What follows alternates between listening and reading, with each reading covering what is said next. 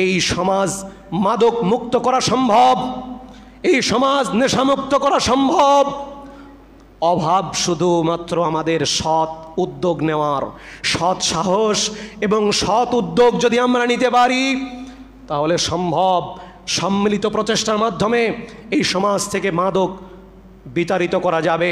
সম্মানিত উপস্থিতি এবং যে সমস্ত ভাইরা মাদকের সাথে সম্পর্ক, প্রিয় ভাইদেরকে বলি, শোনো, আল্লাহ রাব্বুল আলামিন ওই শ্রেণী বান্দাদেরকে ডেকে বলছেন, পশুর সাথে তুলনা করছেন, যেই আয়াতের অনুবাদ বহুবার করেছি।